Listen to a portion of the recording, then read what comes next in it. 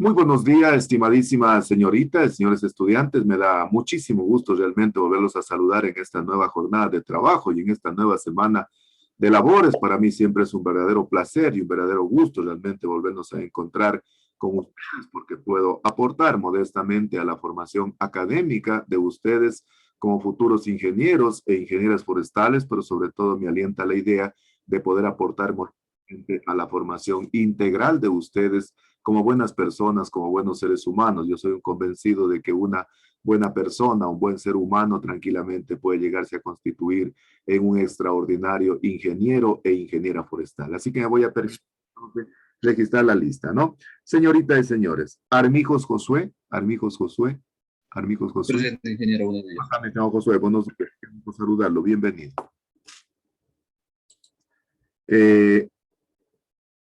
Carpio Brigitte, Carpio Brigitte, Cofre Oscar, Cofre Oscar. Presente, ingeniero. ¿Cómo está, mi señor Oscar? Buenos días, qué gusto saludarlo, bienvenido. Coronel Andrea, Coronel Andrea. ¿Cómo está, mi señora Andreita? Buenos días, qué gusto saludarla, bienvenido. Girón Mitzi, Girón Mitzi. Buenos días, Inge, presente. Mitzi, buenos días, qué gusto saludarla, bienvenida, felicitaciones, fue la primerita que llegó al aula. Granda Anderson, Granda Anderson. Anderson, buenos días, qué gusto saludarlo, bienvenido. Granda, ese fue el compañero. Jiménez Dania. Buenos días, ingeniero. ¿Cómo está, mi señora Dania? Buenos días, qué gusto saludarla, bienvenida. Patiño Enit, Patiño Enit. Presente, Inge, buenos días. Buenos días, qué gusto saludarla, bienvenida. Quesada Luis, Quesada Luis, Quesada Luis. ¿Cómo está, mi señor Luis? Buenos días, qué gusto saludarlo, bienvenido. Ramón Zaida, Ramón Zaida. ¿Cómo está, mi señora Zaida? Buenos días, qué gusto saludarla, bienvenido. Y finalmente, Tigre Brian, Tigre Brian. ¿Cómo está, mi señor Brian? Buenos días, qué gusto saludarlo, bienvenido. A ver, tal vez, Carpio Brigitte, Carpio Brigitte. Bueno, muy bien, pues una vez más les reitero la más cordial bienvenida a esta nueva actividad académica. Fíjense, prácticamente ya estamos en media mitad del mes de julio, ¿no? Estamos prácticamente ya a menos de un mes de finalizar las actividades académicas de este nuevo ciclo, así que fíjense, el tiempo marcha y va a un ritmo galopante, es inexorable el tiempo, ¿no? Y generalmente dicen que el tiempo es como el agua que pasa por debajo de un puente, ¿no? El tiempo no regresa, por eso hay que aprovechar al máximo el tiempo, ¿no? Yo sé que ustedes deben estar muy complicados ahorita con muchos trabajos, sin embargo hay que tratar de dar lo máximo de uno para aprovechar en lo posible el tiempo, ¿no? Les deseo de que tengan una semana extraordinaria, tanto en el plano personal, en el plano académico, como en el plano familiar.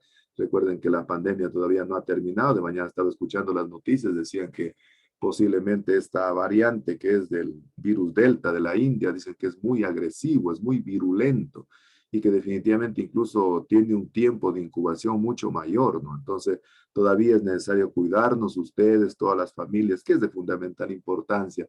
Yo siempre digo que la familia es el núcleo fundamental, es la célula de la sociedad y es a quien siempre tenemos más cerca, ¿no? Y definitivamente hay que valorarla, hay que quererla muchísimo a la familia, ¿no? Así que espero realmente que esta semana sea una semana muy bendecida en todas y cada una de las actividades que ustedes cumplen en el plano personal, en el plano académico, en el plano familiar. Gracias realmente por permitirme el privilegio de poder ingresar a sus vidas para poder incidir modestamente en la formación académica de ustedes como buenas personas, como buenos seres humanos, pero sobre todo como excelentes ingenieros e ingenieras forestales. Yo siempre digo que el esfuerzo de ahora es el éxito del mañana. Ahorita deben estar muy cargados en actividades, en tareas, en deberes, pero definitivamente el esfuerzo de hoy va a significar el éxito del mañana. Yo siempre digo que el éxito viene acompañado del conocimiento, del esfuerzo y las actividades.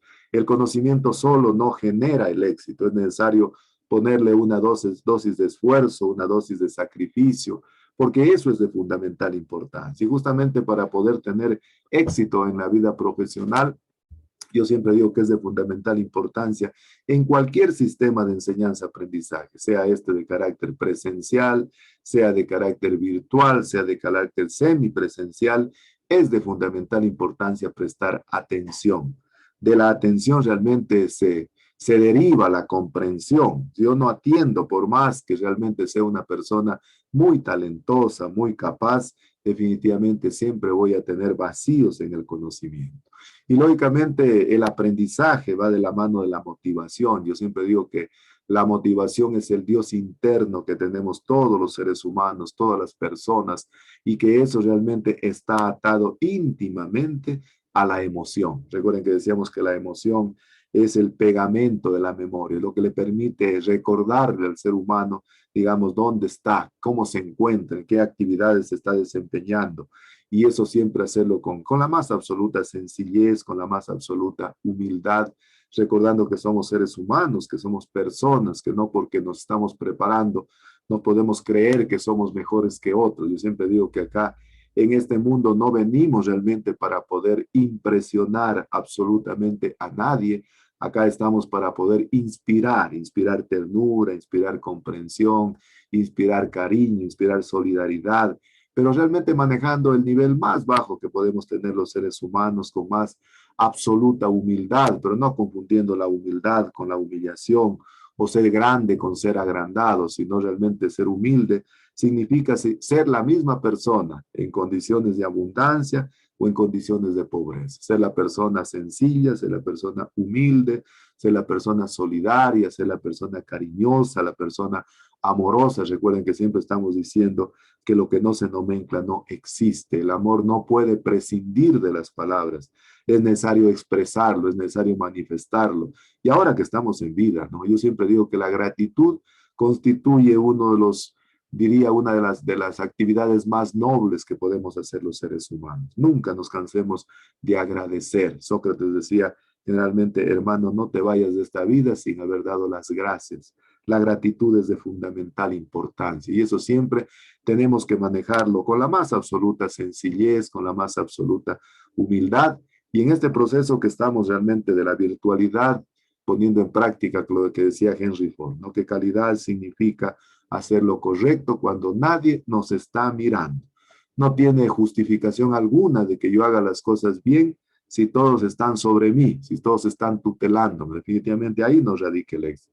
El éxito radica cuando yo comienzo a hacer las cosas por convicción, no por obligación. Créanme lo que yo me siento muy motivado el día lunes que tengo clase con ustedes de las 7:30. Estoy muy motivado por volvernos a encontrar, por tener el privilegio realmente de tener trabajito y por eso siempre quiero darles las gracias a ustedes, porque gracias a ustedes tengo trabajo. Yo me siento muy motivado de trabajar con ustedes. Espero realmente el día lunes y el día martes ya para poder trabajar, porque definitivamente así hay que concebirlo al trabajo hay que concebirlo con amor. Y yo siempre digo de que esta actividad académica que yo desarrollo, me gusta desarrollarla desde esa perspectiva, porque tengo el inmenso privilegio de moldear seres humanos, de personas talentosas, de personas realmente que tienen dificultades, que tienen problemas y que de alguna manera puedo contribuir en algo a formarlos académicamente.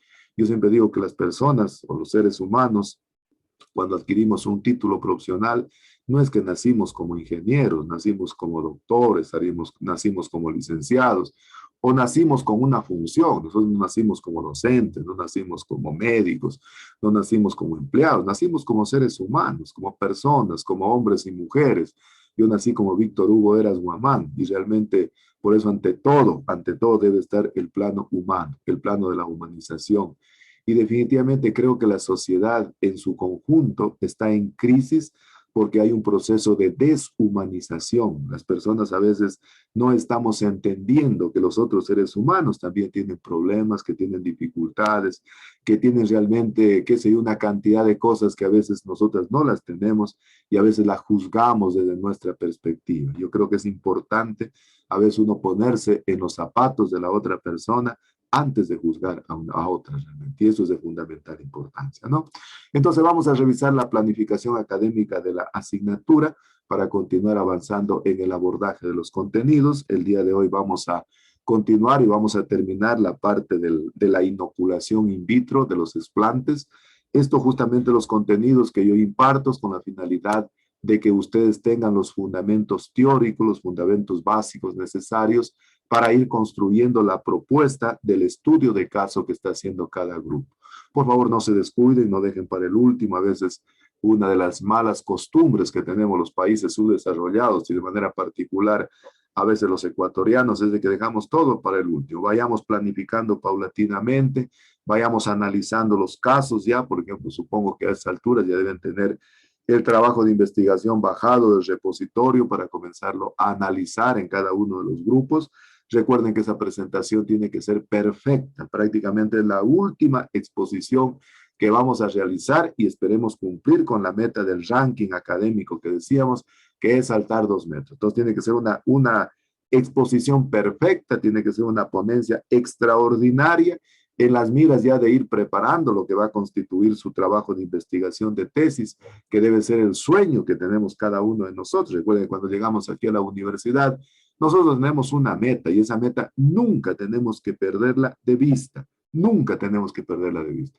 Nuestra meta por el momento, a priori, es tratar de cumplir con nuestro proceso de graduación de manera exitosa. Ese tiene que ser realmente nuestra meta. Y para eso nos estamos preparando. Yo siempre digo de que a mis estudiantes no me gusta prepararlos para los exámenes, no me gusta prepararlos para los deberes, para las tareas, sino me gusta prepararlos para que realmente puedan desempeñarse en la vida profesional, como futuros ingenieros e ingenieras forestales. Ahí es cuando el profesional da su verdadero examen profesional, cuando tiene que poner en práctica todo el conocimiento que ha adquirido durante ese bagaje de conocimientos que le han ido impartiendo en su formación académica. Así que aprovechemos al máximo de los espacios para poder irnos empoderando de los conocimientos, para irnos preparando para lo que va a constituir la vida profesional, que definitivamente ahí radica el éxito como futuros ingenieros e ingenieras forestales. Y para mí siempre el estudiante pues es la piedra angular en el proceso de enseñanza-aprendizaje. Yo siempre digo que si los estudiantes tienen éxito, tiene éxito la universidad y en su conjunto la comunidad universitaria, las autoridades, los docentes, los administrativos, los estudiantes, los empleados, los trabajadores, todos realmente ganamos cuando nuestros estudiantes tienen éxito. A mí de manera particular me da muchísimo gusto cuando conozco que mis estudiantes, por ejemplo, están en muy buenos puestos de dirección, están tomando decisiones adecuadas en políticas forestales. Definitivamente eso a mí particularmente me llena de mucho orgullo y me llena de mucha satisfacción. Yo soy un convencido de que el estudiante tiene que superar con crisis, realmente con sobra de merecimientos, tiene que superar al docente. Yo aquí veo, yo siempre digo, yo aquí no veo estudiantes, yo aquí veo futuros ingenieros e ingenieras forestales, desempeñándose en grandes actividades, en grandes puestos de dirección. Aquí veo a los futuros ministros del ambiente, aquí veo a los futuros funcionarios del Ministerio del Ambiente, del SENAGUA.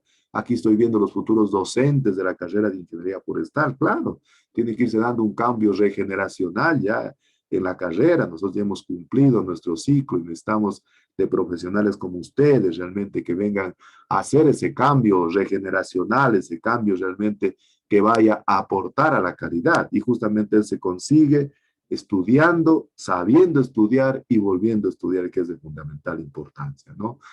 El día de mañana voy a tomar la pruebita ya número 2 de la asignatura. Va a ser una prueba, como yo les había señalado, de carácter práctica en base a lo que vienen siendo las soluciones porcentaje peso y porcentaje volumen. Entonces el día de mañana voy a iniciar, asimismo corro lista a todos los estudiantes.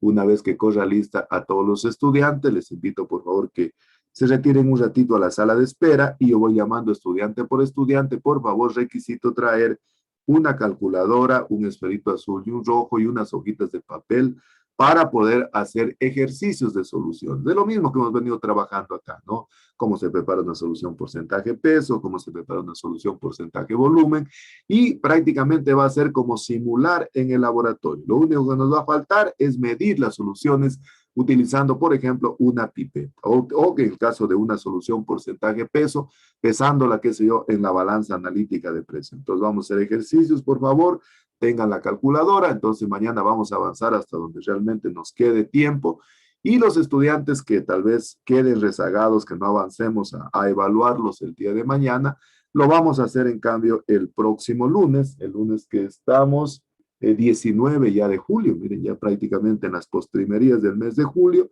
Vamos a terminar entonces con el segundo grupo, así nos ingresamos todos, corro lista, doy las indicaciones de la asignatura, y con los estudiantes que nos reste, que se queden rezagados, entonces vamos a completar el segundo examen, ¿no? Recuerden que la propuesta del estudio de caso constituye la evaluación número 3, entonces no vamos a hacer una evaluación final de la asignatura, porque yo considero que en ese trabajo prácticamente es donde ustedes van a condensar todo el conocimiento que hemos adquirido a lo largo de la asignatura. A mí prácticamente no me gusta que los estudiantes memoricen las cosas, ¿no? A mí me gusta que los estudiantes pongan en práctica lo aprendido. Y justamente ese es el significado que va a tener el estudio de caso. Es decir, que el estudiante esté en la capacidad de poder interpretar un trabajo de investigación realizado a través de cultivo de tejidos vegetales, ¿no? Entonces, de esa manera vamos a trabajar para que ustedes conozcan, para que ustedes sepan de antemano, entonces, cómo vamos a ir desarrollando. No se olviden de ir preparando también paralelamente también el glosario de términos técnicos. Ya al final de la asignatura hay que presentarlo pasadito a limpio, en orden alfabético, numerados de manera consecutiva todos los términos que supongo que van a pasar de 200 términos ya ordenados. Hay que subirlos a la página del EVA, yo ya les he indicado, incluso ya la voy a poner a la tarea para que estén pendientes, nos falta una revisión, pues es lo que vamos a hacer de todos los términos de manera pormenorizada, porque el objetivo del glosario es de que el estudiante conozca los términos, sepa los términos, no los tenga anotados nomás en el cuaderno, y ese entonces va a ser un producto acreditable que hay que presentarlo, ¿no? En su debido momento, ya les voy a señalar, ¿no? En el formato que habíamos señalado, es decir, en la mitad de una hojita de tamaño A4, hay que presentarlo en orden alfabético, y de esa manera prácticamente, miren, estamos terminando con las actividades académicas que habíamos planificado por allá cuando iniciábamos el ciclo académico, ¿no? Y de esa manera, pues fíjense ustedes, prácticamente estarían promovidos ya en el séptimo ciclo. Miren cómo pasa el tiempo. En el séptimo ciclo, en donde prácticamente pues ya tendrían que ir pensando en lo que va a constituir la formulación de su proyecto de investigación de tesis. Y ahí es cuando el estudiante comienza a tener intereses de carácter personal. Ahí es cuando el estudiante realmente comienza a interesarse por lo que verdaderamente le interesa, por lo que verdaderamente le motiva, ¿no? Entonces, pero para eso se lo hace con preparación, para eso hay que prepararnos, para eso hay que estudiar, ¿no? Bien, entonces vamos a continuar con el abordaje de los contenidos del día de hoy. Me voy a permitir entonces poner a consideración de ustedes, asimismo, dos preguntas de investigación, dos preguntas de consulta para que los estudiantes puedan participar. El objetivo de las preguntas es tratar de que el estudiante pueda empoderarse del resultado de aprendizaje y de esa manera pues vayamos aprendiendo todos, ¿no? Ese es el objetivo prácticamente de las preguntas que yo les hago a cada uno de los estudiantes para que el estudiante vaya poniendo en práctica lo aprendido, ¿no? Bien, entonces por participación, para que el estudiante realmente conozca la respuesta, inmediatamente presiona el micrófono, lo prende y contesta en 15 segundos la primera pregunta, que dice lo siguiente: ¿cómo se llaman los tejidos vegetales formadores que proporcionan el crecimiento en longitud de los vegetales? Opción 1. Meristemas primarios. Sistemas primarios. Meristemas primarios. Extraordinario. Muy bien, qué lindo. Oiga, qué hermoso que es trabajar con ustedes. Yo siempre digo que yo me siento inmensamente orgulloso, inmensamente feliz y privilegiado de tener estudiantes tan talentosos, tan contestatarios como ustedes. Eso a uno lo motiva como profesor, verán. A mí sinceramente me da muchísimo gusto cuando tengo estudiantes que tienen esa capacidad de poder participar. Muchísimas gracias realmente a todos. Entonces decíamos que los meristemos primarios se encuentran ubicados en las partes apicales del tallo y de la raíz, y son los responsables del crecimiento en longitud. Y por eso decíamos generalmente que los meristemos primarios generalmente es donde se concentra la mayor cantidad de reguladores del crecimiento y se encuentran presentes en pequeñas cantidades las hormonas. Los meristemos primarios cumplen funciones análogas a las citoquininas. Recuerden que las citoquininas generalmente decíamos que promueven la elongación celular, promueven, qué sé yo, el crecimiento. Entonces tienen en algunos casos funciones análogas a las auxinas, a las citoquininas. Como decíamos, las citoquininas promueven la multiplicación celular, promueven realmente el crecimiento en longitud. Entonces, los meristemos primarios hacen que el vegetal crezca en longitud en la parte aérea, como también en la parte radicular. Muy bien, vamos con la segunda pregunta. Así mismo, todos, por favor, concentrados para poder estar atentos de lo que dice la segunda pregunta. Y la segunda pregunta dice lo siguiente. A ver, así mismo tiene un espacio entonces de 15 segundos para contestar entonces a la siguiente pregunta, ¿no?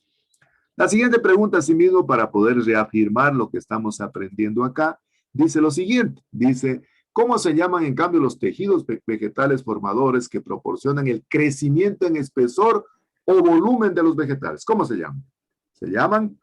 El cambio. Meristemos secundarios. Meristemos secundario, cambio. Meristemos Secundarios. Secundarios o cambium, ¿cierto? Decimos que los meristemos secundarios o cambium generalmente son los responsables del crecimiento en espesor, son los responsables del crecimiento en grosor del vegetal. Para los vegetales, el meristemo secundario es de fundamental importancia, porque es el que permite realmente la formación de madera en las trozas, ¿no? En los fustes. Los meristemos secundarios realmente se ubican en la parte del cambium. Y decíamos que el cambium se encuentra, ¿entre qué parte y qué parte se encuentra el cambium? A ver, ¿quién es de acuerdo? ¿Entre qué parte? Entre el xilema y el floema. Qué lindo trabajar con ustedes, estimadísimas señoritas, señores estudiantes. Soy un afortunado como docente tener estudiantes talentosos realmente como son ustedes. Decimos entonces que se encuentra entre el floema y el xilema. Y es el que permite entonces el crecimiento en espesor, el crecimiento en grosor. Por el floema, ¿qué tipo de vaso circula? ¿Qué tipo de savia circula por el floema? A ver, ¿quién se acuerda? Floema. Savia elaborada. La savia elaborada, ¿no es cierto? ¿Y que circula de dónde a dónde? A ver, ¿de dónde a dónde circula la savia elaborada? Desde las hojas hacia la raíz. Hasta la raíz o al resto del sistema vascular de la planta, ¿no es cierto? Es decir, ahí decimos que están los vasos del floema, ¿no? Es decir, los que transportan la savia elaborada desde las hojas hasta la raíz y hasta toda la parte del sistema vascular de la planta, ¿no? Y en cambio, por los vasos del xilema, ¿qué se trasloca? ¿Qué se moviliza? La savia bruta. La savia bruta, ¿no es cierto? Y la savia bruta que lleva en su composición básicamente el agua y los elementos inorgánicos desde la raíz hasta la hoja. Y que a través del proceso fotosintético entonces se logra la transformación de los compuestos inorgánicos en compuestos orgánicos. Y decíamos que la planta de manera no liberada, o sea, no es que la planta de manera deliberada produce oxígeno, sino que decíamos que prácticamente el oxígeno sale como producto de un desecho en la fotosíntesis. Por eso decíamos que en la fotosíntesis intervienen dos grandes elementos, que decíamos que son los elementos de entrada y los elementos de salida, es decir, los input y los output. En ese gran molino llamado fotosíntesis, ¿cuáles eran los elementos de entrada? A ver, háganme acuerdo. ¿Cuáles eran los elementos de entrada? Agua, luz. El agua. CO2. CO2, ¿qué más? Agua, luz, CO2. Elementos minerales. Elementos inorgánicos. Y falta el principal. Clorofila. La clorofila, ¿no es cierto? Y como producto de la salida, generalmente el output, lo que sale, ¿cuál era? 6 moléculas de oxígeno y 6 moléculas de glucosa. Muy bien, 6 moléculas de oxígeno y 6 moléculas de agua, ¿no es cierto? Entonces, el proceso fotosintético es de fundamental importancia, ¿no? A través entonces de los meristemos, en este caso secundarios o cambium, entonces se produce el crecimiento en espesor, el crecimiento en grosor. Y decíamos que desde el punto de vista del cultivo de tejidos vegetales, generalmente trabajar con el cambium era de fundamental importancia porque es a veces el único tejido que se escapa del ataque de microorganismos.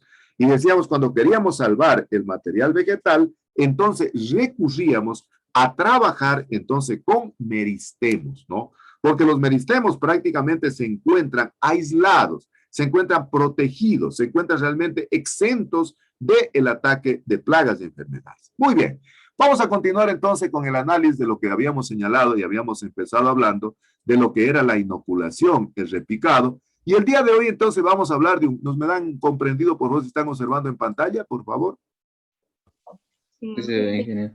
Muchísimas gracias. Entonces vamos a ver lo que tiene que ver con el aislamiento, con la inoculación y el repicado in vitro del material vegetal. Recuerden ustedes algunas de las máximas que habíamos conversado en las clases anteriores, cuando decíamos claramente que a medida que aumenta la edad del tejido, a medida que aumenta la edad del explante, disminuyen las posibilidades de proliferación. Decíamos también que a medida que disminuye, en cambio, el tamaño del explante, en cambio, se incrementa la dificultad en el trabajo del cultivo de tejidos vegetales in vitro, porque generalmente el explante se vuelve más pequeñito, se vuelve más minúsculo. Pero también decíamos de que a medida que disminuye el tamaño del explante, disminuyen la disponibilidad endógena o intrínseca de elementos nutritivos. Y por lo tanto, tendríamos que suministrarle de manera exógena. Es decir, de manera externa tendríamos que suministrarle todos los elementos nutritivos que anteriormente le daba ese sistema complejo e interdependiente que es la planta. Entonces vamos a ver lo que tiene que ver con el aislamiento del material vegetal. Generalmente cuando tomamos el material vegetal, ya sea del campo, del invernadero o de las vitroplantas, generalmente el material es necesario realizarle un proceso de preparación del material vegetal. A ese proceso de preparación del material vegetal, antes de realizar la desinfección y la inoculación in vitro en el medio de cultivo, generalmente decimos que se conoce con el nombre del aislamiento. Entonces, el aislamiento es la preparación del material vegetal antes de realizar la desinfección y la inoculación in vitro en el medio de cultivo. Y para ello, pues entonces utilizamos materiales estériles en base de pinzas, de bisturís, de tijeras, que estén debidamente esterilizados, ¿no? Decimos también que el aislamiento entonces es la preparación del material vegetal para poderlo dejar en el tamaño apropiado para la inoculación in vitro. Es decir, más o menos como cuando ustedes generalmente en silvicultura están, qué sé yo, queriendo hacer propagación agámica, propagación asexual, propagación vegetativa, propagación indirecta, o generalmente lo que decimos la propagación por estacas, ¿no? Entonces vamos a suponer yo quiero hacer propagación por estacas de aliso, por poner ejemplo. Entonces cojo una estaca de aliso, no sé, de guararo, no sé, de vainillo, lo que sea. Entonces la estaca la traigo del campo y luego yo le voy haciendo prácticamente la preparación del material vegetal. Es decir, le corto, qué sé yo, la parte apical, le corto la parte basal, antes de hacer la siembra in vivo de la estaca en la platabanda, en la parcela o en la funda de plástico. Entonces, es exactamente igual con el explante. Entonces, el explante lo dejamos en el tamaño apropiado antes de hacer la inoculación in vitro. Entonces, el aislamiento, preparación del material vegetal antes de inoculación, antes de la desinfección, utilizando entonces materiales esterilizados. Por lo tanto, entonces, durante el proceso de aislamiento, generalmente se retiran todas las partes muertas, dañadas por el desinfectante. Ustedes saben, cuando uno trae un explante, ya sea del campo, ya sea de un invernadero o incluso de un laboratorio, generalmente la planta puede presentar algunas anomalías en su tejido. Entonces, generalmente nosotros hacemos entonces la eliminación, retiramos partes muertas del explante, partes que posiblemente las dañó el desinfectante. Recuerden ustedes que cuando hacemos la exposición de los explantes en el interior del desinfectante, el desinfectante generalmente, si se nos pasó un poquito la concentración o se nos pasó el tiempo de la exposición en el desinfectante, generalmente se puede necrosar, se puede quemar ligeramente el tejido del explante. Entonces, el aislamiento lo que hace es eliminar ese tipo de anomalías que presenta el tejido, utilizando pinzas, utilizando bisturís, utilizando tijeras que estén debidamente esterilizadas.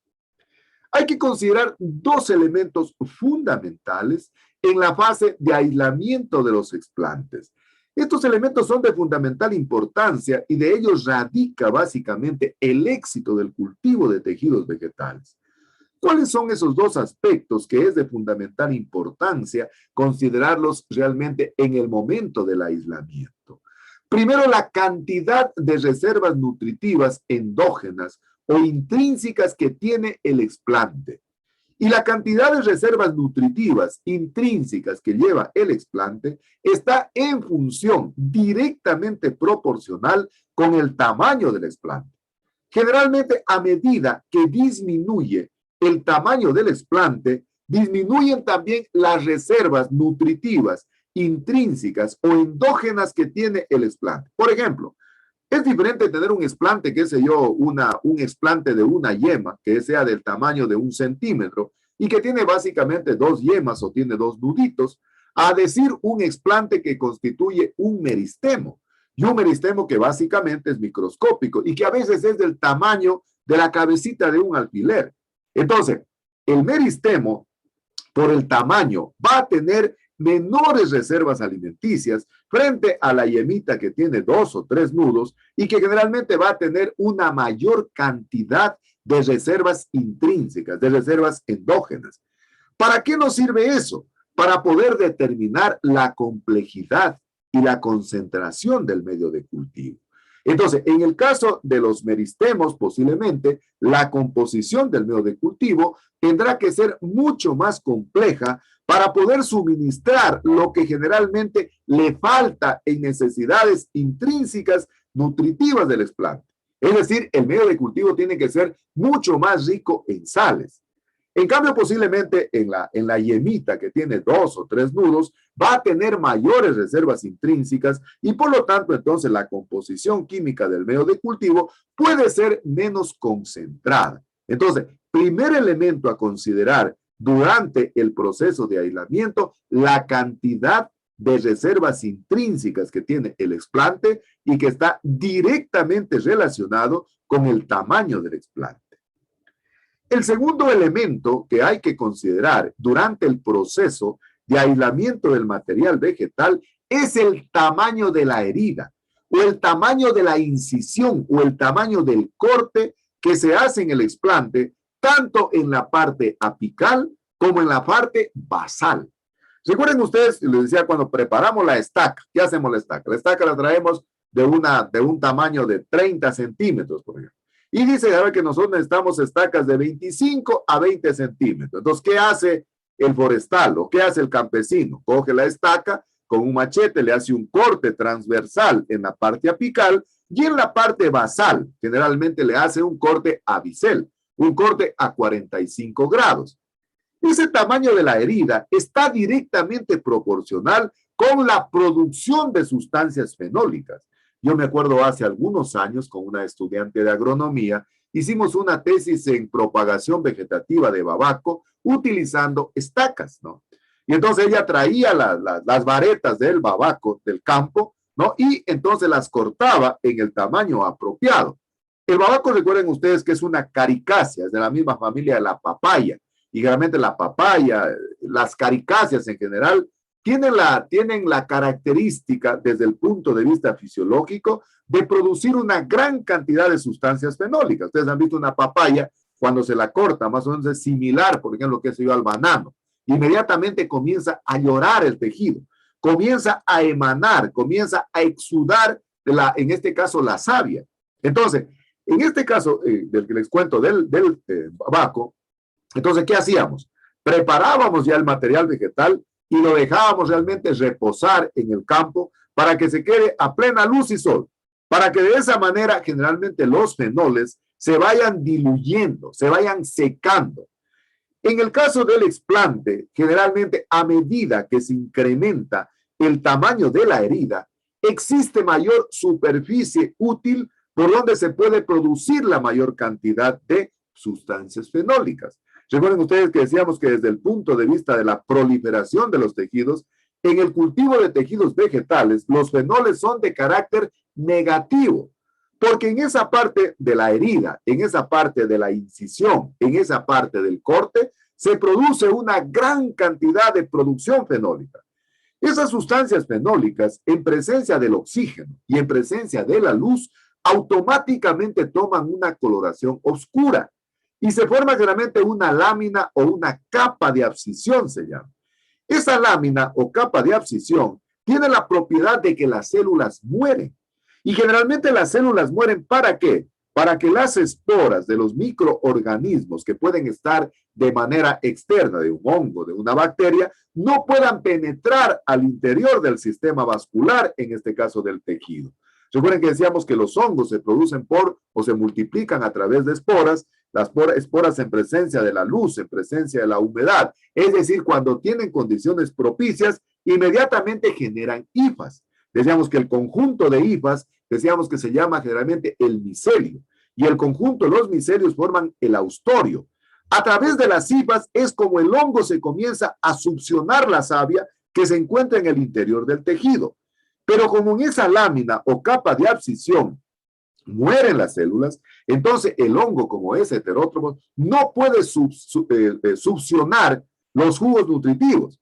Entonces, desde el punto de vista fisiológico, desde el punto de vista de la conservación del tejido, eso es una defensa fisiológica que tiene el vegetal. Pero en cambio, decíamos que para cultivo de tejidos vegetales, eso es contraproducente, porque nosotros trabajamos con células vivas y necesitamos que las células se regeneren. Entonces, para evitar aquello, decíamos que utilizábamos una cantidad de medidas, por ejemplo, sustancias antioxidantes, ácido ascórbico, ácido cítrico, cisteína, carbón activado, jugo de limón, etcétera, etcétera. Entonces, si incrementamos el tamaño de la herida, se va a incrementar la cantidad de fenoles. Es decir, va a haber una mayor cantidad de fenoles. Y por lo tanto, entonces va a morir el tejido y no va a haber proliferación de las células. Entonces, eso hay que tomar en cuenta. Pero también hay que considerar que a medida que se incrementa el tamaño de la herida, el tamaño del corte, también aumenta la superficie útil, en cambio, por donde el explante puede absorber los nutrientes. Entonces, por ello hay que tener un equilibrio, ¿no? Por eso cuando se hace la herida, se hace el corte, generalmente ya sea que se lo haga a bisel a 45 grados o en la parte basal del explante, que es un corte menos a bisel, un poco más transversal, siempre hay que lavar la base del explante y secarlo en el papel filtro para luego hacer la inoculación. Entonces, cuando hablamos del tamaño de la herida o el tamaño del corte, hay que considerar la producción de fenoles, ¿no? Y el espacio, el área útil por donde el explante puede absorber los nutrientes del medio de cultivo. Segundo elemento a considerar, entonces, en cambio, hemos hecho el aislamiento del material vegetal y ahora vamos a hacer la inoculación in vitro del material vegetal. A mí siempre me gusta dar el fundamento teórico al estudiante para que el estudiante realmente formule una definición, crea, construya un concepto. A mí no me gusta que se aprendan de memoria. ¿Qué decimos que es la inoculación in vitro de los explantes? Es la técnica mediante la cual el explante se pone en contacto con el medio de cultivo en condiciones asépticas. Es decir, y lo hacemos en el interior de una cámara de flujo laminar. Decíamos generalmente que la cámara de flujo laminar, es una cámara que está provista de unos filtros bacteriológicos que tienen la propiedad fundamental de estar renovando constantemente el oxígeno que está produciendo y está consumiendo el operador. Entonces, la inoculación es una técnica mediante la cual, entonces, el operador generalmente pone en contacto el explante con el medio de cultivo en condiciones de asepsia, en condiciones de limpieza. Es decir, el éxito, siempre hemos venido conversando que el éxito del cultivo de tejidos vegetales radica en la asepsia, radica en la limpieza. Es decir, el operador debe extremar las condiciones para que realmente los microorganismos, en el momento de destapar el envase de vidrio, no se incorporen o no penetren en el interior del medio de cultivo y lo puedan contaminar.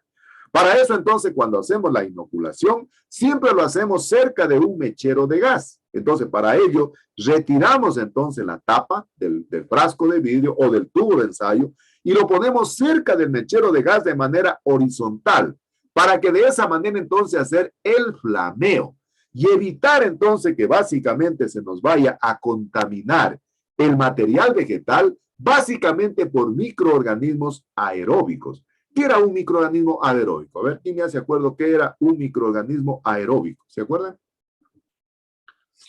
¿Qué son microorganismos aeróbicos? Es aquel que necesita oxígeno para sobrevivir. Excelente, mi estimada Said. Extraordinario. Felicitaciones. Aquel que necesita oxígeno. Es decir, aquel que vive en el ambiente, en el aire. Entonces, por eso generalmente el operador tiene que destapar el tubo de ensayo cerca del mechero de Bunsen o el mechero de gas en una posición ligeramente horizontal para impedir entonces que ingresen microorganismos de carácter aeróbico que están pupulando, que están realmente circundando en el ambiente y que nos pueden contaminar el medio de cultivo y el explante.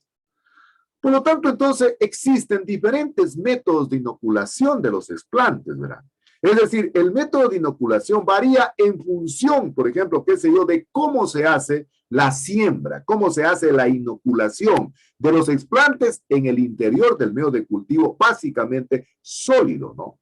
Desde esa perspectiva, cuando se hace la inoculación en el medio de cultivo sólido, generalmente pueden existir 4 tipos de inoculación, ¿no? 4 tipos de inoculación. Miren, en la literatura hablan de una cantidad de métodos de inoculación, es decir, de cómo colocar el explante en contacto con el medio de cultivo. A mí siempre me gusta realmente revisar un poco de literatura para darle al estudiante algunas medidas viables, ¿no? Para que realmente primero lo pueda entender y lo pueda aplicar. Veamos entonces 4 métodos o 4 tipos de inoculación que se pueden utilizar para poder sembrar, para poder inocular el explante, especialmente en el medio de cultivo sólido.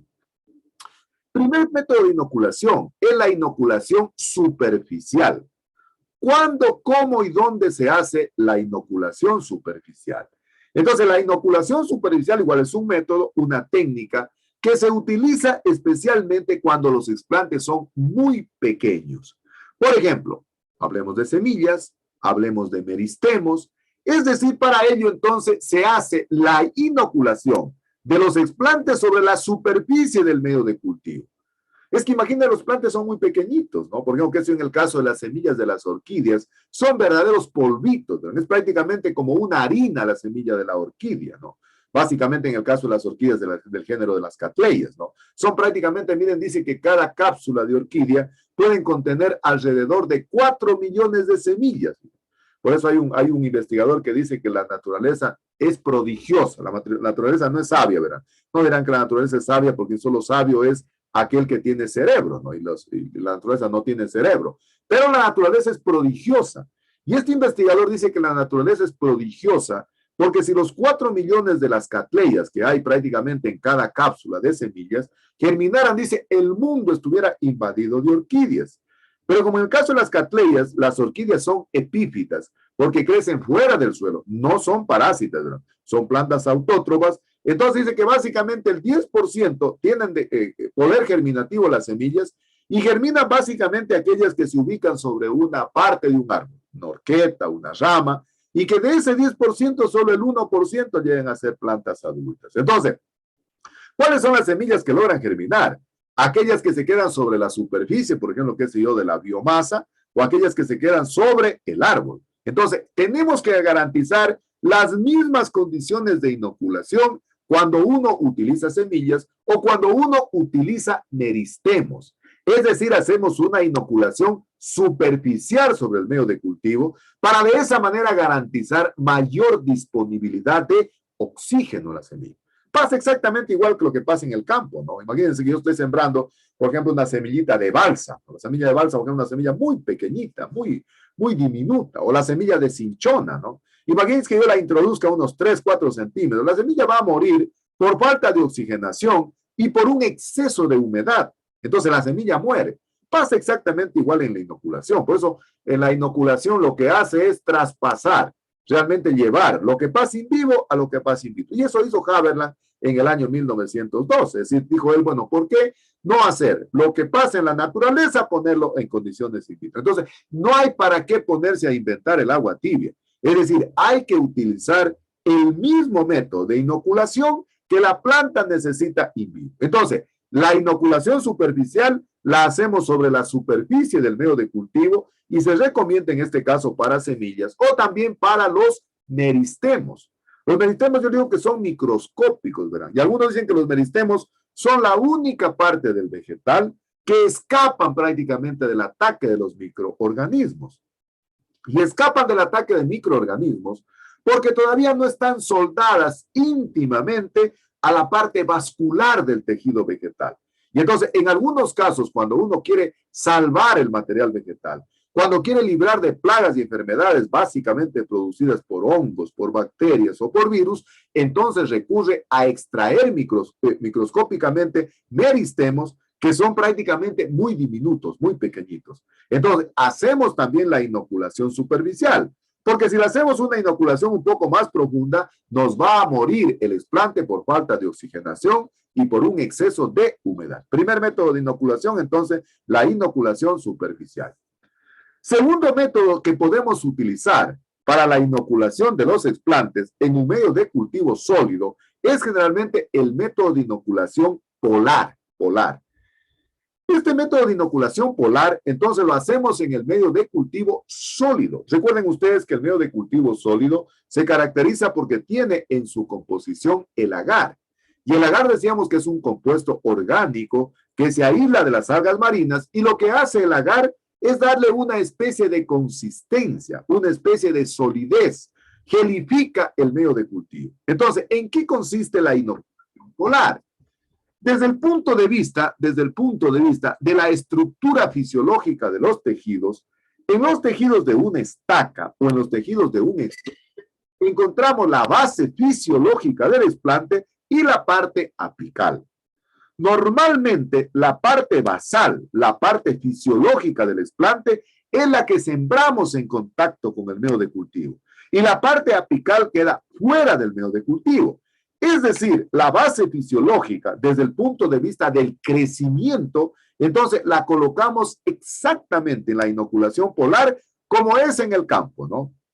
Algún rato creo que en una práctica me preguntaba Anderson, me decía, ingeniero, ¿se puede hacer una inoculación de otra forma, no? La inoculación polar, generalmente en el medio de cultivo, ya sea sólido o ya sea en el medio de cultivo líquido, entonces es el método de inoculación que decimos derecho o derecha. Es decir, como está realmente en el campo, colocando la base fisiológica del explante en contacto con el medio de cultivo. Es exactamente lo que hacemos generalmente en el campo con las estacas. Entonces, inoculamos el explante y ponemos entonces la base fisiológica en contacto con el medio de cultivo. Pero generalmente, cuando hacemos este proceso de inoculación, generalmente tiene un inconveniente. Recuerden ustedes que la mayor cantidad de fenoles se producen en la base fisiológica del explante. Es decir, es por ahí donde realmente existe la mayor cantidad de secreción de savia, la mayor cantidad de exudados de fenoles. Y estos fenoles, generalmente en presencia del oxígeno y en presencia de la luz, automáticamente se tornan de un color carmelita, de un color café, de un color negro, de un color oscuro, porque las células mueren, se forma una lámina o capa de abscisión. Entonces, generalmente, una de las desventajas, uno de los inconvenientes que tiene la inoculación polar es de que la mayor cantidad de fenoles que se producen en la base fisiológica del explante se van a depositar en el medio de cultivo. Y por lo tanto, se produce una fenolización del explante en mayor, velocidad, en un tiempo menor, se oxida prácticamente. Y concomitantemente, anexo a la oxidación, generalmente viene la contaminación del explante. Incluso en la base del explante se forma un halo oscuro, un halo pigmentado, ¿no? Incluso lo marca al medio de cultivo, de un color marrón, de un color negro, de un color café. Ese es un síntoma de que se ha producido entonces oxidación fenólica de los explantes. Entonces, el inconveniente, la desventaja que tiene la inoculación polar, que es derecha, con la base fisiológica en contacto con el medio de cultivo, entonces es de que los fenoles que se producen mayoritariamente en la parte basal, en la parte fisiológica, se logran difundir en el medio de cultivo y generalmente el medio de cultivo termina muriendo porque se contamina, Incluso claramente, miren, uno puede ver cuando va a hacer la evaluación, se ve que en la base del explante está un halo oscuro, un halo pigmentado, ¿no? Que incluso mancha todo el medio de cultivo. Ese explante va a estar condenado a una muerte inminente. Prácticamente la contaminación es subsiguiente y se va a contaminar. Eso pasa generalmente en el banano, ¿verdad? Y eso nos pasaba a nosotros en el banano que les contaba con esta tesis de esta señorita de agronomía, que automáticamente que sembrábamos, inmediatamente ya estaba oxidado, en este caso, el meristemo caulinar del banano. Y por eso entonces decíamos que la oxidación fenólica es un fenómeno fotoactivo. Y decíamos que es fotoactivo porque se activa en presencia de la luz y en presencia básicamente del oxígeno. Por eso decimos que es un fenómeno fotoactivo. La oxidación fenólica es un fenómeno fotoactivo. Debe estar en el glosario, ¿verdad? Porque se activa entonces en presencia de la luz y en presencia del oxígeno, y entonces el tejido toma una coloración oscura, una coloración marrón, negra o café, y en esa parte prácticamente mueren los tejidos. Esta es una de las desventajas o uno de los inconvenientes que tiene el segundo método de inoculación, que es la inoculación polar. Veamos el tercer método de inoculación de los explantes, que en cambio es la inoculación apolar. Esta inoculación apolar se la puede hacer ya sea en el medio de cultivo líquido o en el medio de cultivo sólido. Recuerden ustedes que los explantes tienen una parte basal y tienen una parte apical. Generalmente la parte apical es la que permite la formación de nuevas yemas y la parte basal es la que permite la formación de raíces adventicias, ¿no? ¿En qué consiste la inoculación apolar? La inoculación apolar realmente también se llama inoculación invertida, inoculación al revés. Si cabe el término inoculación, qué sé yo, de patas, como decimos vulgarmente, ¿no? En este caso, ¿cómo inoculamos cómo hacemos la inoculación? ¿Cómo hacemos el colocar el explante en contacto con el medio de cultivo? Generalmente la parte basal queda fuera del medio de cultivo y la parte apical realmente queda en contacto con el medio de cultivo. De tal manera, entonces, que en la parte fisiológica, en la parte basal del explante, que es por donde se produce la mayor cantidad de fenoles, realmente queda fuera del medio de cultivo y por lo tanto, entonces, tiene la gran ventaja de que como en esa parte se produce la mayor cantidad de fenoles, entonces estos fenoles no se llegan a difundir sobre el medio de cultivo. Entonces, eso decimos que es una inoculación apolar, invertida, al revés. Entonces, la parte apical la colocamos en contacto con el medio de cultivo y la parte fisiológica queda fuera del medio de cultivo. Este método tiene algunas ventajas. Entre ellos, la primera ventaja es de que como la parte basal, por donde se forman las raíces adventicias, queda fuera del medio de cultivo, la primera ventaja es de que existe mayor disponibilidad de oxígeno. Es decir, existe mayor oxigenación del explante y por lo tanto, entonces, generalmente los explantes pueden formar más fácilmente raíces adventicias en la parte basal, en la parte fisiológica del explante, que es por donde normalmente se forman las raíces adventicias. No sé si ustedes han visto, por ejemplo, en algunos casos, a veces uno en la casa, o yo he visto en algunas oficinas, algunas secretarias, realmente ponen una hojita en un frasco, en un vidrio, en definitiva, con agua, y entonces generalmente forma raíces, ¿no? Entonces, miren, en este caso, la raíz se forma porque existe una mayor oxigenación. Esa es una gran ventaja. Y en algunos casos, miren, se da ese tipo de casos. Es decir, de que generalmente el explante tiene mayor disponibilidad de inducción de raíces cuando está inoculado de manera apolar, por la mayor disponibilidad de oxígeno. Esa es una gran ventaja. Fíjense, una estudiante de otro curso me preguntaba, dice, ingenieros, nos dicen que un sustrato puede ser el agua. Le digo, claro, el agua es un sustrato, ¿no? Y dice, ¿por qué el agua es un sustrato? Porque usted la coloca, por ejemplo, que sea una estaquita, un tejido, una hoja en presencia del agua y comienza a formar raíces, ¿no? Entonces, en función de esta idea que me dio ella, estoy pensando en hacer una tesis en donde pudiéramos tener como sustrato el agua, pero le podemos suministrar diferentes componentes, en este caso hormonales, para inducir mayor cantidad de raíces, ¿no? La semana anterior, aprovechando la coyuntura de mis estudiantes, yo puedo decir que mis estudiantes son maravillosos, ¿eh? Yo tengo mis mejores aliados que son mis estudiantes. Quiero agradecerle públicamente a Zaida, que me hizo el inmenso privilegio. Yo le había dicho en la clase, no como una obligación, que me dé averiguando el producto para enraizar.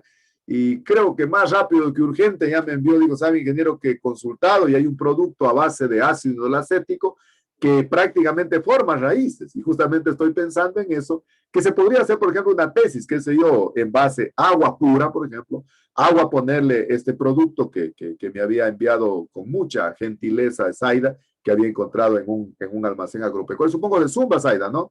En Zaida, en Zumba es el producto que me envió, ¿no? Zaida.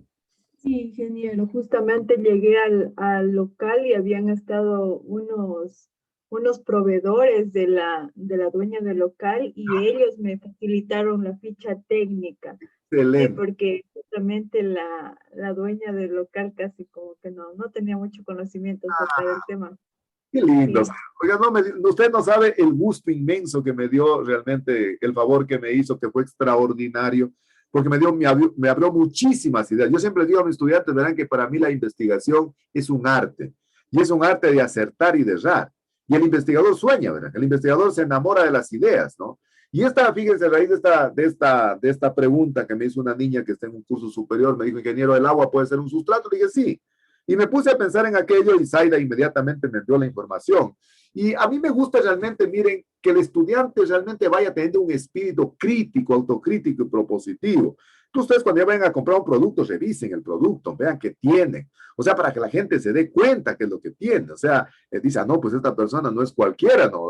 Mi mamá sabe decir un término, dice, este no es cualquier botado, dice mi mamá, sabe decir un término, así que ella, coloquial, que lo utiliza del campo, como campesinos que somos nosotros, dice, este no es ningún botado, dice, sabe, ¿no? Entonces, qué interesante, miren aquello. Y entonces yo estaba revisando la composición del producto que me envió Zaida y justamente pues ahí decía ácido acético, o sea, tiene auxina, ¿no? Tiene auxina. Y es la razón por la cual pues Zaida me dice, ingeniero, dice, sabe que es un producto muy bueno para formar raíces, ¿no? Miren, la mayor parte, como dice Zaida, la gente que tiene un almacén agropecuario no sabe de dónde está parada, ¿verdad? No sabe absolutamente nada. Y qué interesante que uno realmente como estudiante que se está formando, realmente tenga esa capacidad de ser crítico, autocrítico y propositivo. Entonces, miren, raíces adventicias. En la parte basal, que está fuera entonces del proceso de inoculación, es básicamente donde existen mayor facilidad para formarse raíces en este método de inoculación apolar. Pero otra gran ventaja que tiene es de que la cantidad de fenoles que generalmente se producen en la base fisiológica del explante no se llegan a difundir en el medio de cultivo en mayor cantidad. La parte apical también produce fenoles, pero no produce en la misma dimensión, en la misma proporción que la parte apical. Entonces, como la parte apical generalmente está en contacto con el medio de cultivo, hay menor difusión de los fenoles. Porque la parte basal, que es por donde mayoritariamente se produce la mayor cantidad de fenoles, que queda fuera del medio de cultivo y entonces no se vienen a difundir, en este caso, en el interior del medio. Tercer método de inoculación. Y veamos finalmente el cuarto método de inoculación, que es el método de inoculación horizontal. Yo les comentaba a ustedes cuando recién empezamos la asignatura y hacíamos un análisis cronológico de cómo ha avanzado la biología celular, la citología vegetal, hasta llegar a la biotecnología. Yo les decía que los diferentes descubrimientos que se han realizado a lo largo de la biología celular sirvieron como sustento científico para poder realmente establecer una técnica alternativa de propagación de las plantas. Y yo les decía que Haberland dijo, bueno, en el año 1902, dijo, bueno, ¿por qué no hacer lo que pasa en la naturaleza, llevarlo al interior de un vidrio? Entonces, ¿qué él hizo? Él hizo realmente una simulación de un cultivo en el interior de un vidrio. Es decir, realmente hizo una transferencia de lo que pasaba en vivo y lo pasó en vitro. muchas de las cosas que pasan en vivo suceden exactamente in vitro. No hay para qué ponerse a inventar el agua tibia. Alguna vez los estudiantes del grupo 4 que están analizando el trabajo de investigación de César Vaca es ingeniero agrónomo, que trabajó en estratos para orquídeas. Entonces le decía, César, no hay para qué ponernos a inventar, ¿no? Imagínense, si sabemos que las orquídeas crecen en un sustrato poroso, crecen en un sustrato que tiene una gran cantidad, qué sé yo, de oxigenación, pues no vamos a poner en suelo, ¿no? Tenemos que ponerla necesariamente, y utilizó, qué sé yo, cáscara, utilizó restos de coco, de cáscara prácticamente de lecho arborizante, etcétera, etcétera. Es decir, in vitro pasa exactamente igual de lo que pasa in vivo. Entonces, ¿en qué consiste la inoculación horizontal? Copiar lo que hace generalmente el campesino cuando siembra la caña, cuando siembra el camote, como cuando siembra la yuca. ¿Qué hace generalmente? Siembra, en el caso de la caña, prácticamente va en el surco y pone unos pedazos grandes de caña, ¿no? Entonces, de cada nudo, generalmente de la caña nace una nueva plantita de caña. Y de esa manera, pues se va poblando toda la población, toda el área que él está sembrando de caña, ¿no? Entonces, de cada nudo que se nace una nueva plantita de caña, eso va formando raíz y se hace un gran cañaveral. Igual cosa hace la persona que siembra camote, ¿no? Coge una guía, yo creo que con mi papá sembrábamos así, se cogió una guía, se la pone en el suelo, se la entierra y después de cada guía van naciendo la cantidad de camotes. Ustedes saben que el camote pues prácticamente es un tubérculo, entonces va formando a lo largo de cada una de las yemas que tiene en cada nudo el camote. La yuca exactamente igual, no, la yuca igual uno, qué sé yo, me acuerdo, mi papá sembraba, decía hay que ponerle a la yuca de 3 a 4 yemitas, un pedacito de, qué sé yo, tal vez de unos 10, 15 centímetros, se la profundizaba en el suelo, se la ponía de manera horizontal y de cada nudito generalmente salían raíces y lógicamente salía pues también la parte aérea que permitía entonces la formación, en este caso del tubérculo, que es una yuca, ¿no? Pasa exactamente igual con la inoculación horizontal. Generalmente esto se hace cuando las especies vegetales tienen la capacidad de formar vástagos axilares o yemas axilares. Es decir, cuando la especie tiene esa capacidad de poder rebrotar.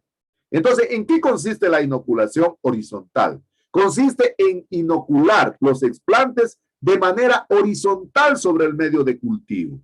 De tal manera, entonces, que de cada una de las yemas generalmente se origine un vástago o una yema axilar. Y de esa manera tenemos mayor cantidad de brotes por unidad de superficie y se puede aprovechar ese material vegetal para poder hacer la micropropagación. Entonces, en eso consiste la inoculación, entonces, horizontal de los explantes cuando hacemos la inoculación in vitro en el medio de cultivo. Entonces, tenemos 4 tipos de inoculación. Inoculación superficial, inoculación polar, inoculación apolar e inoculación horizontal. Cada una tiene sus pros, cada una tiene sus ventajas, cada una tiene sus particularidades muy especiales. Pasamos al tercer momento de la clase, que en cambio es el repicado in vitro de los explantes, o también conocido con el nombre de subcultivos. Primero definamos lo que es el repicado, el subcultivo, o también lo que normalmente se conoce en el campo, cuando se hace la condición in vivo, el trasplante. Recuerden que el campesino hace almácigos, ¿no? Hace un almácigo de col, hace un almácigo de tomate, hace un almácigo de rábano, de tabaco, etcétera, etcétera. Y lógicamente que en el almácigo nacen una cantidad de plántulas, ¿no? Nace que si una cantidad de semillitas en función del poder germinativo, que si se trata, por ejemplo, de rábano, prácticamente el rábano tiene el 100% de germinación. Nace una cantidad de plántulas ahí en el interior de la pequeña platabanda que hace. Si usted las deja prácticamente las plantas ahí, no van a tener ninguna posibilidad de formar el tubérculo, en el caso del rábano. Entonces, ¿qué hace? Hace el raleo, hace el trasplante de ese tipo de plantitas, ¿no? Leí también un libro que dice que hay que hablar con propiedad. Dice que las semillas se siembran, ¿verdad? Desde el punto de silvicultura es que las semillas no se plantan. Las semillas se siembran, ¿verdad? Aprendan a hablar con propiedad. Las semillas se siembran.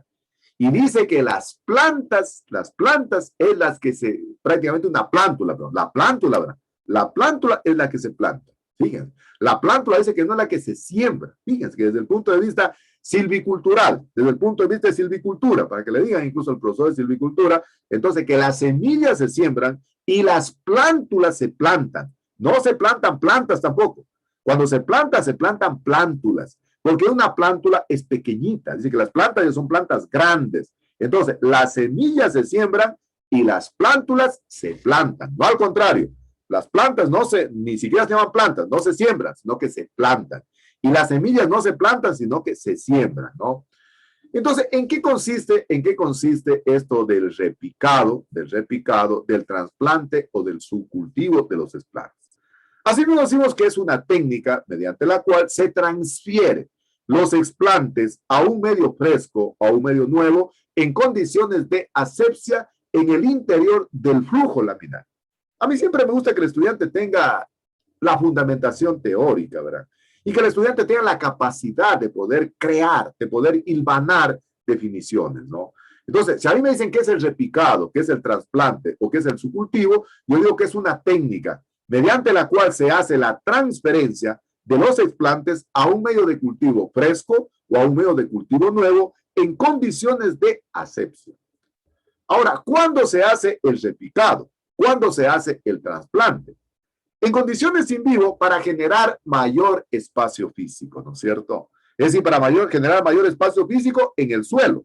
Y al generar mayor espacio físico en el suelo, estoy generando mejores condiciones para el crecimiento de esa planta. Entonces, ahora sí el rábano va a formar, qué sé yo, su tubérculo en la base, ¿no?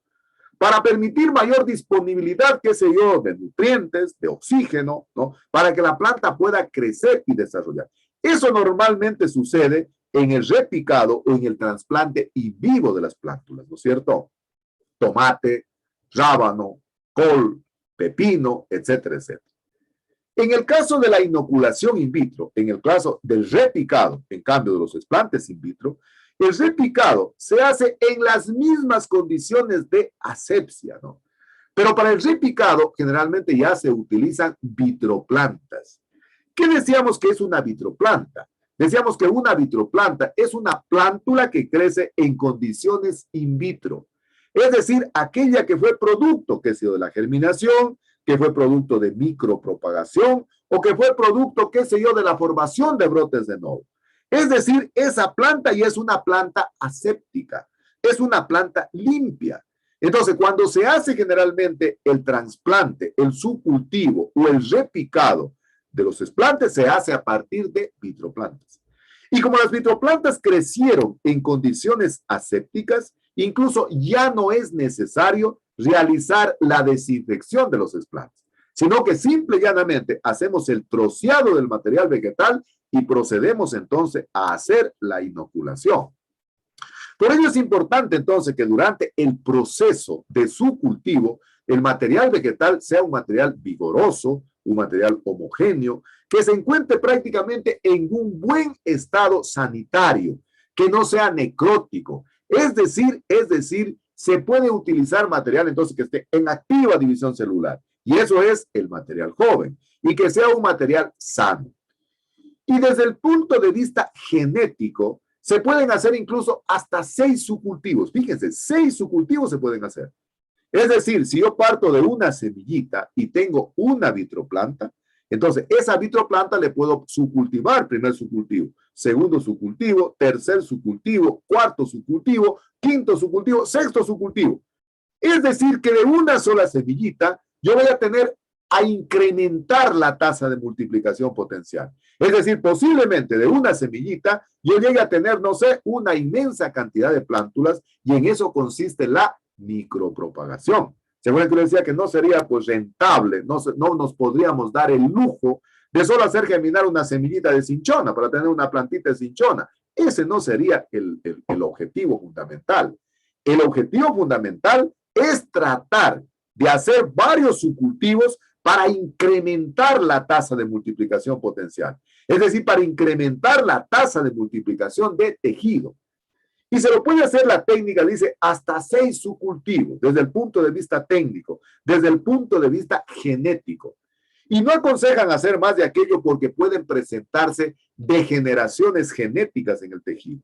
Es decir, el tejido comienza prácticamente a perder su vigor genético. Recuerden que hay el vigor genético que tiene el material vegetal, y entonces el material vegetal puede comenzar a sufrir generalmente degeneraciones genéticas.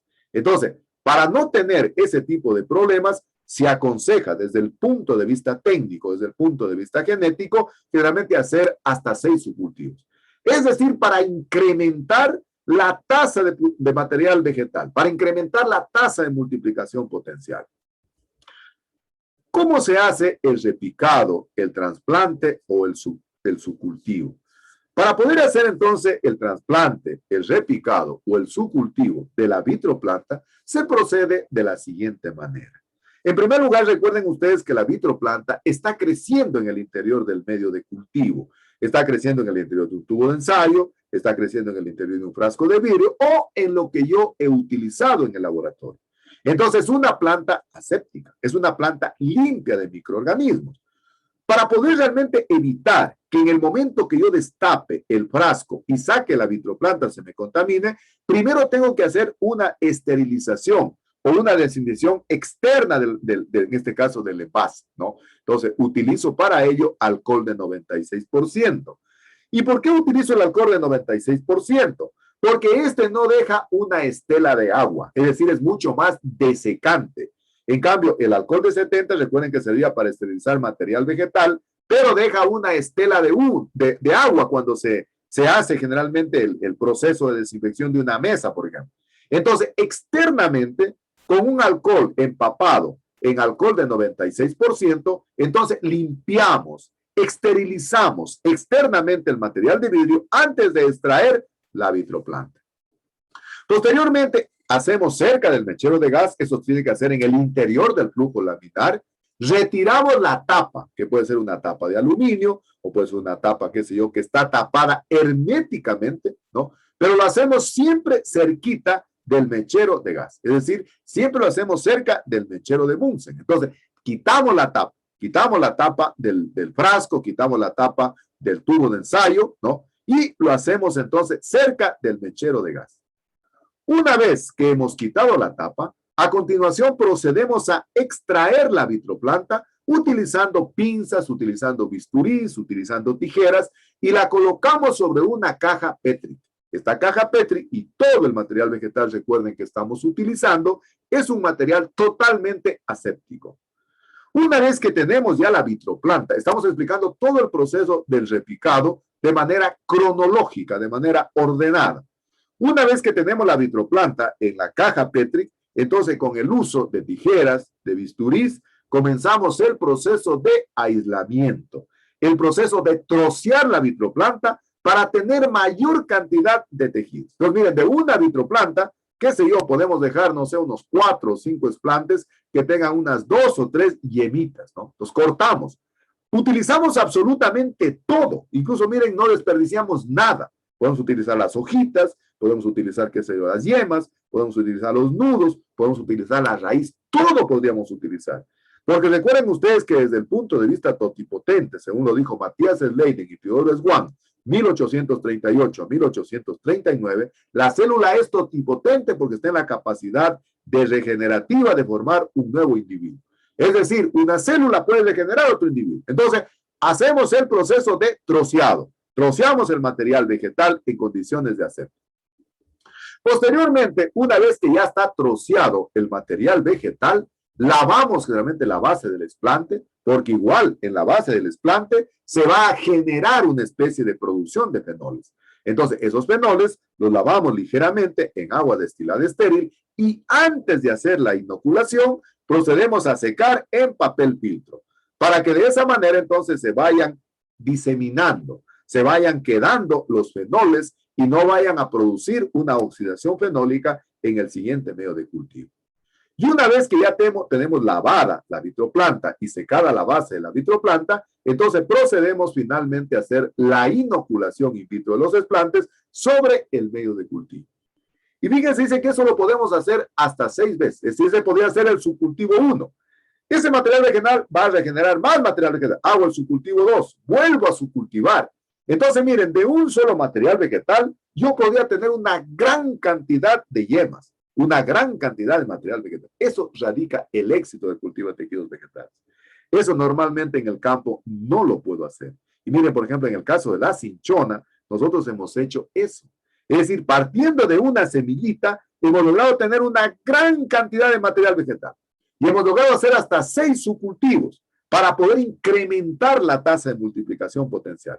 Y lógicamente partiendo de vitroplantas. Por eso es de que en algunas especies vegetales, cuando el material vegetal es muy contaminante o es muy recalcitrante de poder eliminar, qué sé yo, microorganismos, ya sea de material que venga del campo o que venga del laboratorio, entonces se aconseja sembrar semillas para a partir de vitroplantas hacer el proceso de la micropropagación. Y de esa manera entonces hacemos el repicado, la siembra de los explantes en el medio de cultivo fresco o en el medio de cultivo nuevo.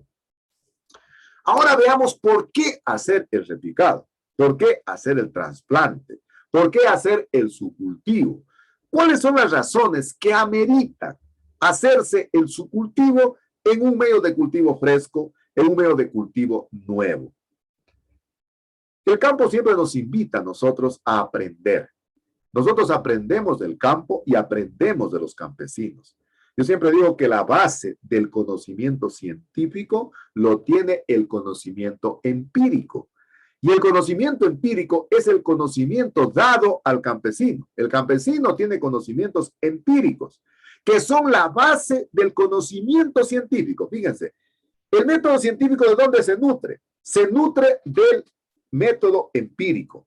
Es decir, por ejemplo, ¿qué ha sido el campesino? Que yo les contaba a ustedes que yo tenía un amigo en Malacatos, me decía, ingeniero, la yuca hay que sembrarla, qué sé yo, en luna creciente. Porque si usted la siembra en luna tierna, las yucas se van finitas. Ese es el conocimiento empírico. ¿Qué tenemos que hacer nosotros como técnicos? Demostrar científicamente cómo sucede aquello o por qué sucede aquello. ¿A través de qué? A través de la experimentación, a través de la experiencia científica. Entonces, el repicado, ¿por qué lo hace el campesino? Lo hace para tener mayor espacio físico, para darle mayor disponibilidad de nutrientes, mayor disponibilidad de agua, mayor disponibilidad de oxígeno a su plantita, que si yo un almácigo, no sé, hizo de aliso, hizo de eucalipto, hizo de ciprés, y sembró en una platabanda pequeñita, que sé yo, no sé, 1 onza de semillas de Eucalyptus globulus, ¿no? Y resulta ser que salieron una cantidad de plántulas. Entonces, ¿qué hace el viverista? ¿Qué hace el campesino? Entonces, hace el proceso de raleado, hace el proceso de trasplante para generar mayor espacio físico, para generar mayor cantidad de nutrientes, para generar mayor espacio para la oxigenación.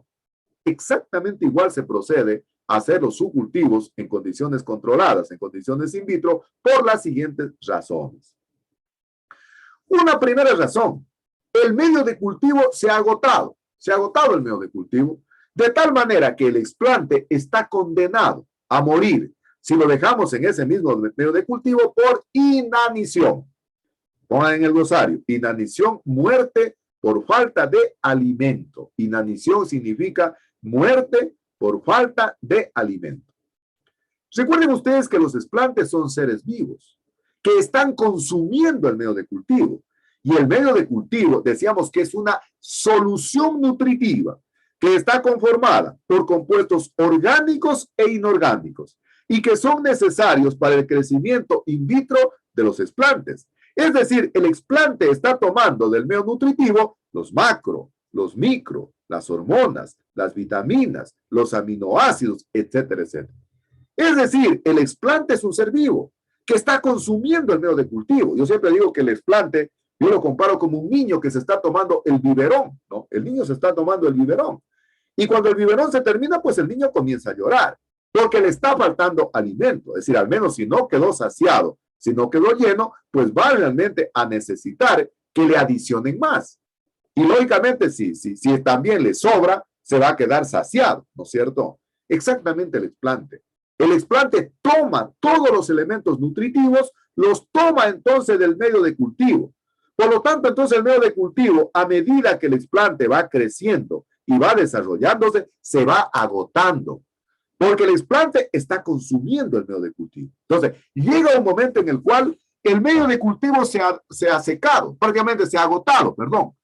Porque el explante ha consumido el medio de cultivo Y si no le ponemos un nuevo medio de cultivo, si no lo pasamos al explante a un nuevo medio de cultivo fresco, el explante va a morir por inanición. Primera razón, entonces, el medio de cultivo se ha agotado porque el explante ha consumido el medio de cultivo. Si no lo cambiamos a un medio de cultivo fresco, si no hacemos el trasplante, si no hacemos el repique, el subcultivo a un medio de cultivo fresco, con todos los requerimientos, con la cantidad necesaria de nutrientes, el explante va a morir por inanición.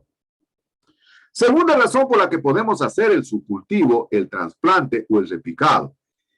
Los medios de cultivo, cuando existe una elevada concentración, básicamente de sales y de azúcar, el medio de cultivo se comienza a desecar, se comienza a deshidratar.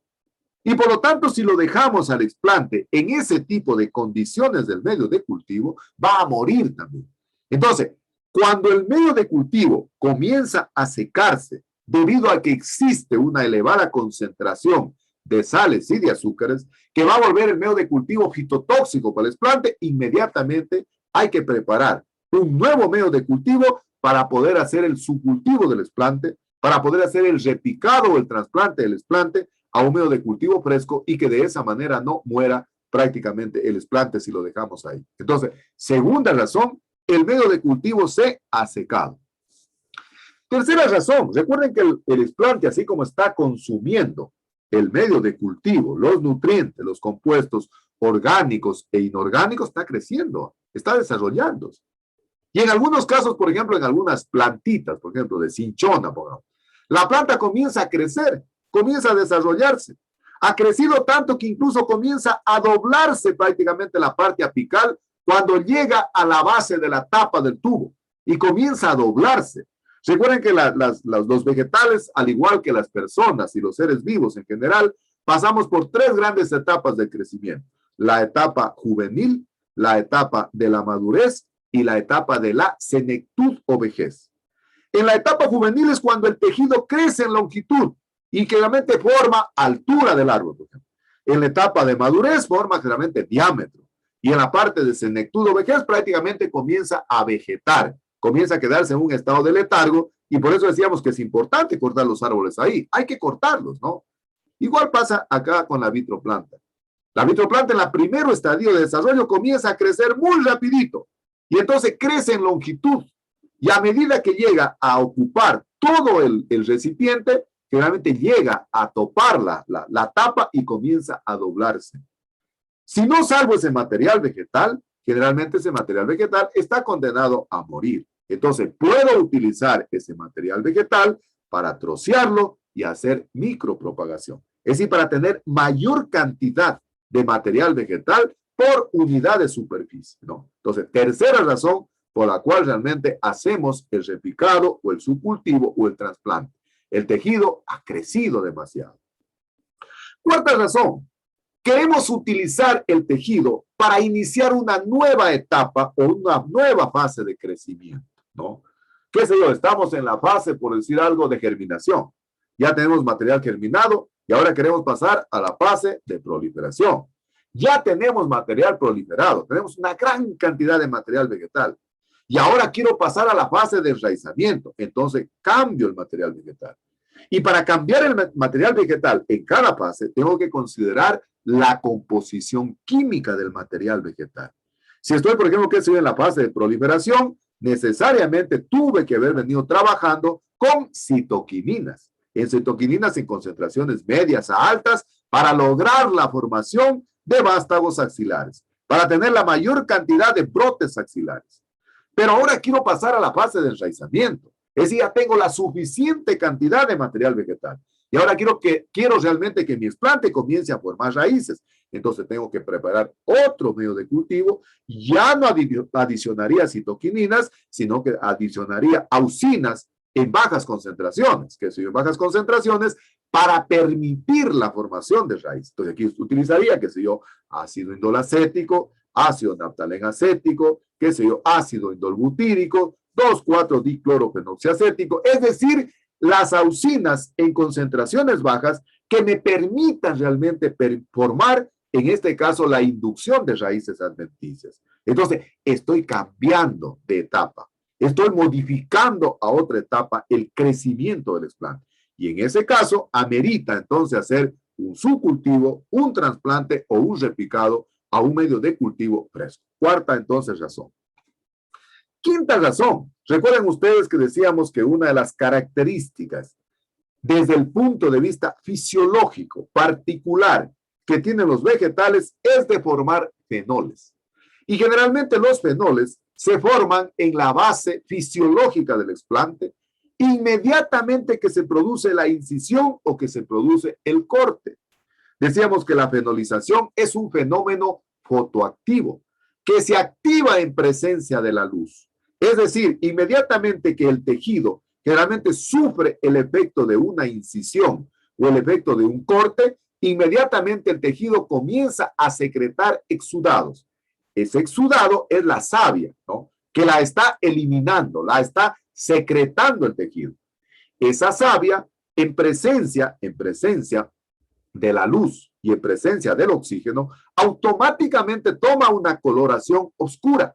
En esa coloración oscura, decíamos que mueren las células porque se forma una lámina o capa de abscisión como una barrera, como prácticamente una compuerta que impide que penetren las hifas de los microorganismos al interior del sistema vascular y puedan enfermar o puedan dañar el tejido, en este caso de la planta. Entonces, pero eso decíamos que desde el punto de vista del cultivo de tejidos vegetales es contraproducente. No nos interesa, porque en esa parte del tejido mueren las células y al morir las células disminuye o prácticamente baja a cero la capacidad de regeneración del tejido. En el caso del guineo, en el caso del banano, es campeón del mundo en fenolizadera. Le sigue la papaya, le sigue el babaco, que son plantas que fenolizan enormemente y deben ser exactamente igual las moráceas, en el caso de las especies forestales. Es decir, que producen una gran cantidad de fenoles. Y básicamente las primeras semanas, ¿no?, es donde se produce la mayor cantidad de sustancias fenólicas en la base del explante. Si yo prácticamente siembro el tejido y lo dejo por mucho tiempo, esas sustancias fenólicas se van a difundir en el medio de cultivo sólido. En el medio de cultivo sólido incluso hay menores posibilidades de difusión que en el medio de cultivo líquido. Incluso en el medio de cultivo líquido puede lavarse un poco los fenoles, ¿no? Yo recuerdo que en el guineo ese fue el primer error que cometimos en el trabajo de investigación primerito que hicimos, porque prácticamente nosotros sembrábamos los meristemos caulinares de guineo, de banano, que esta señorita venía trayendo del campo, ¿no? Lo sacábamos el meristemo caulinar, lo dejábamos de un tamaño apropiado, hacíamos la desinfección del material vegetal ya en el interior del flujo laminar, y en el flujo laminar hacíamos el aislamiento del material vegetal, es decir, lo dejábamos en su punto adecuado al meristemo, y luego hacíamos la siembra, y sembrábamos en un medio de cultivo líquido para no desperdiciar el medio de cultivo. Y resulta ser que al siguiente día ya estaba la oxidación fenólica. Hasta el tercer día prácticamente los meristemos caulinares eran un verdadero pedazo de carbón negro, ¿no?, totalmente oxidado. Entonces, ¿qué nos correspondió hacer en la segunda test que digo que fue hace unos 3 años que ya aprendimos? Primero, a utilizar una sustancia, en este caso, antioxidante. Jugo de limón, ácido cítrico y ácido ascórbico. Entonces, todo el tiempo el meristemo lo teníamos en jugo de limón, en ácido cítrico y ácido ascórbico. Y entonces ahí le dábamos los lavados y luego cuando hacíamos igual ya el aislamiento, colocábamos el explante nuevamente en jugo de limón, se evacuaba, se eliminaba, se diluían todas las sustancias fenólicas y hacíamos, qué sé yo, la inoculación en el medio de cultivo líquido. Y al siguiente día, a primera hora, ya estábamos pasando a otro medio de cultivo. Hacíamos un subcultivo sucesivo. Se hacían hasta 3 a 4 subcultivos hasta que se estabilice la producción de fenoles. Y una vez que se estabilizaba la producción de fenoles, realmente en ese momento preparábamos el medio de cultivo definitivo, que estaba conformado por hormonas, y ahí sí ya sembrábamos el explante cuando el explante había estabilizado la producción de fenoles. Fíjense que sembrábamos incluso hasta los pedacitos de cormo, o sea que no eran meristemos, sembramos los pedazos de cormo y de los cormos comenzaron a formarse caños. Extraordinario, ¿verdad? Entonces, otra razón por la cual hacemos entonces un subcultivo cuando el explante fenoliza demasiado, como el caso del guineo, el caso del banano, y hacemos entonces subcultivos diarios hasta que se estabilice la producción de fenoles. Una sexta razón, cuando queremos cambiar cambiar el patrón de crecimiento del vegetal. ¿Se acuerdan ustedes que de Fossard decía que los cultivos podían ser organizados, no organizado, no organizado, organizado? Generalmente ustedes saben que yo puedo inducir la formación de un callo, ¿no? Que si en la primera fase hago la inducción de un callo, pero luego necesito que ese callo comience, no sé, a formar brotes de nuevo. Entonces, cuando eso sucede, cuando yo quiero cambiar a un nuevo patrón de crecimiento, necesariamente tengo que preparar un nuevo medio de cultivo para inducir ese nuevo patrón de crecimiento. Y entonces ahí necesariamente tengo que hacer un subcultivo, ¿no? Un subcultivo. Entonces les contaba a ustedes que la ingeniera, alguna vez que les contaba, llegué al laboratorio y dijo, vea, ingeniero, he sembrado unas plantitas de cinchona, unas semillitas de cinchona, he sembrado unas semillitas de cinchona, y justamente hice un medio de cultivo que tenía alta concentración de auxina, que estaba haciendo una tesis, una señorita en el laboratorio, y para que no se desperdicie, sembré unas 4 semillitas, creo que había puesto en 4 frascos, y la semilla había formado callo, es decir, existía una masa amorfa de células indiferenciadas. El medio de cultivo original para que eso induzca la formación del callo estaba formado con altas concentraciones de auxinas. Ya nos formó callo. Dice ahora, ingeniero, ¿qué hacemos? Hay que hacer un subcultivo preparando un nuevo medio de cultivo, pero que ya no tenga la misma composición química del anterior, sino que tenemos que adicionar citoquininas, para que las citoquininas permitan la diferenciación del callo y permitan la formación de brotes de nuevo. Entonces, estábamos cambiando a un nuevo patrón de crecimiento. Es decir, estábamos cambiando de fase, ¿no? Entonces, ahí amerita hacer entonces también un subcultivo, hacer un repique, hacer un trasplante a un medio de cultivo fresco. Entonces, si yo parto de un medio de cultivo para inducción de callo, he conseguido yo el objetivo de callo. El caso, por ejemplo, de Olker, que está trabajando en café, ¿no? Utilizando pequeños desplantes de hoja. Entonces, él decía, ingeniero, tengo 1, 2 y 3 miligramos por litro de ácido indolacético. Perfecto, muy bien. Decía que el 2 es el que le está dando buenos resultados, que está ya comenzando a formarse callo en el tejido. ¿Cuál es la idea de él? La idea es de que ese callo comience a formar brotes de nuevo. Entonces, tiene que alterar el patrón de crecimiento, tiene que cambiar el patrón de crecimiento. Y si quiero cambiar el patrón de crecimiento, tengo que hacer un subcultivo en un medio de cultivo fresco. Entonces, el medio de cultivo que él tendría que utilizar es un medio de cultivo, en este caso con citoquininas. Y así está diseñada su investigación.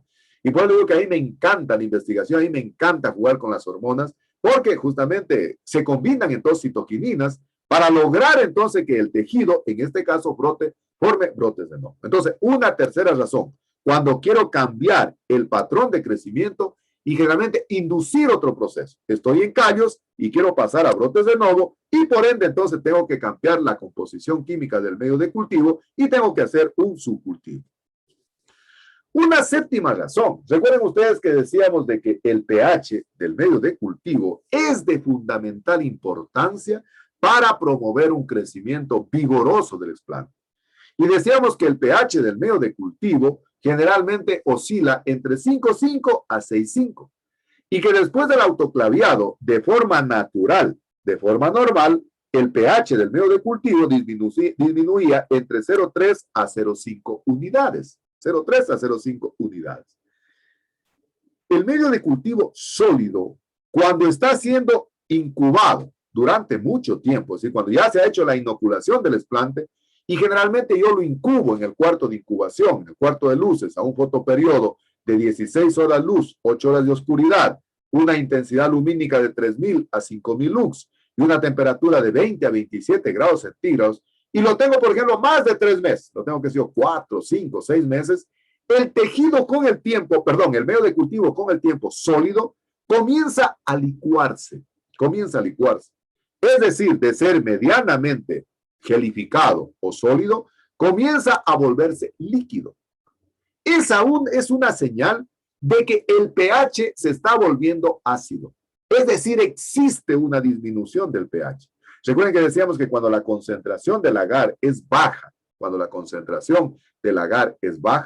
generalmente el pH no solidifica. ¿Se acuerdan que decíamos no solidifica? ¿No? Es decir, prácticamente el medio de cultivo que originalmente era sólido, ¿no? Con el tiempo comienza a licuarse, se comienza a transformar, volviéndose un medio de cultivo líquido, debido a que existe un descenso del pH, existe una disminución del pH. Y al disminuir el pH, entonces la consecuencia es de que el medio de cultivo sólido se comienza a volver en un medio de cultivo líquido. Si yo al explante lo dejo en ese medio de cultivo líquido, ese es un explante que está condenado a morir. Y va a morir porque en el interior del medio de cultivo existe un exceso de fitotoxicidad para el explante. Es decir, el explante va a morir por un exceso prácticamente de sustancias fitotóxicas que van a contaminar el explante. Entonces, ¿qué tengo que hacer? Preparar un nuevo medio de cultivo, ajustar de manera adecuada el pH nuevamente y traspasar, hacer el subcultivo, hacer el repique o qué sé yo, colocar el explante inoculado nuevamente en un medio de cultivo fresco. Entonces, otra razón por la cual yo hago la inoculación entonces a un medio de cultivo fresco utilizando un repique, utilizando un subcultivo. Cuando el medio de cultivo se ha licuado debido a una disminución del pH.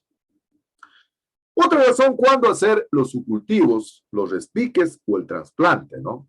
En el caso del banano, en el caso del guineo que les contaba, les decía que el banano y el guineo son campeones del mundo en oxidación, en formación de fenoles, así como es campeón del mundo en producción de endospermo líquido, el coco. El coco es uno de los frutos que produce la mayor cantidad de endospermo líquido. Por lo que el agua de coco se dice que tiene una gran cantidad de citoquininas. Y es la razón por la cual algunos dicen, chuta, aconsejan, dice, para tomar, qué sé yo, el agua de coco cuando hay afecciones, por ejemplo, los riñones, porque dice que tiene una gran cantidad de citoquininas. Entonces, así como el coco es campeón del mundo en producir, qué sé yo, endospermo líquido. Recuerden que el endospermo líquido viene a ser el líquido amniótico para el embrión, así como en la persona, en los animales, el líquido amniótico es el alimento para el embrión. En este caso, el endospermo líquido, el agüita de coco, es el alimento del embrión, es el que permite germinar. En el caso de la oxidación fenólica, el banano es campeón del mundo en oxidar. Produce una inmensa cantidad de fenoles. Y es la razón por la cual a la gente no le gusta pelar guineo, ¿no? O pelan guineo, qué sé yo, con guantes, ¿no? O después se sacan, ¿cómo se sacan realmente la mancha del guineo? Con limón, miren. ¿Y por qué utilizan el limón? Porque el limón es una sustancia fenólica, es una sustancia antioxidante que impide la formación de fenoles. Entonces, en el caso del guineo, como les había contado anteriormente, sacamos el meristemo caulinar, lo inoculamos entonces en un medio de cultivo líquido. No hay para qué poner un medio de cultivo sólido ni en definitiva. Es desperdiciar las sales. Todo el tiempo estamos manejando en el antioxidante, es decir, ya sea en jugo de limón, en ácido ascórbico, en ácido cítrico, en cisteína o en el medio de cultivo que nosotros hayamos elegido utilizando un antioxidante. Entonces, cada vez que hacemos un subcultivo es para que los fenoles se vayan disminuyendo, vaya retardando la producción de fenoles y se vaya estabilizando la producción de fenoles. Durante ese tiempo, entonces, hacemos subcultivos. Digo que se aconseja incluso hacer 2, 3 subcultivos hasta que se estabilice la producción de fenoles. Hasta que el explante, en este caso, el meristemo caulinar de banano, ya no produzca fenoles. Incluso, miren, se comienza a volver el explante de color blanquito, chuito, ¿verdad? Debido a la presencia del jugo de limón. El jugo de limón lo vuelve blanco. ¿Por qué la gente se lava, miren, se lava la mano con limón o naranja agria? Porque tiene ácido cítrico, ¿no? Y el ácido cítrico limpia. Prácticamente cambia ese color luminoso que tiene, en este caso, la leche del guineo. Y fíjense, nosotros no habernos dado cuenta aquello, ¿verdad? Y por eso digo que yo siempre termino aprendiendo a mis estudiantes. Y esto que hoy les cuento, que ya es algo prácticamente sabido y conocido, en su momento no era para nosotros. Y este estudiante prácticamente me dio la idea, y mi ingeniero sabe que los chifles, antes de freírlos para que salgan amarillitos, diáfanos, lindos, los ponen antes en una paila con jugo de limón. Y claro, el jugo de limón jugaba un papel antioxidante. Entonces, el repicado, en el caso del banano, lo hacemos constantemente para impedir, entonces, que se forman, en este caso, sustancias fenólicas, se vaya estabilizando, se vayan diluyendo las sustancias fenólicas, y para eso, entonces, está justificada la presencia del subcultivo, un repicado o un trasplante a un medio de cultivo fresco. Otra razón, miren, yo siempre digo que la investigación, para mí, es producto de la curiosidad. Yo siempre a los estudiantes en que les doy proyectos de investigación, les empiezo mis clases diciendo de que la base fundamental de la investigación es la curiosidad. Yo les digo que esa frase que dice que la curiosidad mató al gato es la base de la investigación científica. Pero un estudiante ya me corrigió aquello. Me dijo, ingeniero, la curiosidad mató al gato, pero el gato murió sabiendo. Es decir, miren, cuando uno hace investigación hay que ser muy observador, hay que ser muy cuidadoso de qué es lo que se contamina o qué es lo que se oxida. Por ejemplo, en algunos casos, cuando uno siembra un explante en un medio de cultivo sólido y siembra 4 explantes en un medio de cultivo sólido, y resulta ser que el explante está ilecito, no tiene contaminación, no tiene oxidación fenólica, pero comienza a observar de que el medio de cultivo está contaminado. Comienzan a aparecer unas especies algodonosas en unas partes del medio de cultivo, pero el explante está totalmente limpio, está totalmente sano, no tiene absolutamente nada. En ese momento, amerita urgente hacer un subcultivo. Es decir, salvar el material vegetal, preparar un nuevo medio de cultivo que sea totalmente aséptico, totalmente esterilizado, y sobre ese medio de cultivo nuevo, aséptico, salvamos el material vegetal. Miren, hay algunos plantas, dense cuenta en el caso del banano, hay que sacrificar un colín, hay que sacrificar una planta de banano para sacar un solo meristemo, imagínense. Imaginen lo que es perder un meristemo. Si usted pierde 10 meristemos, está perdiendo 10 plantas en el campo, está perdiendo 10 colinitos, 10 hijuelos, 10 retoños de banano. Imagínense usted ha sembrado 4 meristemos en un frasco o 2 meristemos en un frasco y resulta ser que el meristemo caulinar está totalmente impecable, está totalmente limpio, no tiene ninguna contaminación, pero está contaminado el medio de cultivo. Usted no va a esperar que se contamine todo el medio de cultivo y que termine contaminando los explantes. Inmediatamente prepara un medio de cultivo fresco, totalmente esterilizado y hace un subcultivo para salvar el material vegetal. Fíjese, eso pasa también cuando uno siembra 4 explantes. A veces de los 4 explantes, uno está contaminado y los otros están ilecitos. El medio de cultivo no se ha contaminado. Se ha contaminado un solo explante. Si yo ese explante contaminado lo dejo junto a los otros 3 que están sin contaminar, necesariamente va a llegar un momento en que se va a contaminar absolutamente todo. Recuerden ustedes esa máxima que dice, una manzana podrida contamina a las demás, ¿no? A las demás. Entonces, ¿qué hago? Preparo un medio de cultivo fresco y salvo los 3 explantes que todavía están ilesos, que están sanos. Miren, yo me acuerdo que alguna vez un profesor en Cuba nos decía que en mi investigación el investigador decía, oiga, puso un ejemplo que es tan patético, que es tan clásico, pero que es muy aplicativo en investigación. Yo siempre digo a mis estudiantes. Él decía que el investigador nunca debe poner todos los huevos en una canasta, en una sola canasta, nunca ponga los huevos. Él decía, ponga los huevos en diferentes canastas, de tal manera que si no resulta por un lado, resulta por otro. Y por eso a mí siempre cuando yo hago una investigación me gusta generarles a los chicos 2 objetivos. Si no nos va bien por el uno, tenemos bien una cosa para el otro para poder escribir. Entonces, por ejemplo, en este caso, se nos contaminan los 3 explantes, pero nos queda un hito, y amerita salvarlo. Oiga, lo salvo. Preparo un medio de cultivo y hago un subcultivo, un repique, un trasplante y salvo ese material vegetal. O si solo se contamina el medio de cultivo, lo salvo al explante y de esa manera entonces tengo otra razón justificada para hacer un subcultivo. Y finalmente, una de las razones de peso, diría yo, para qué se hacen los subcultivos del material vegetal es cuando hacemos micropropagación.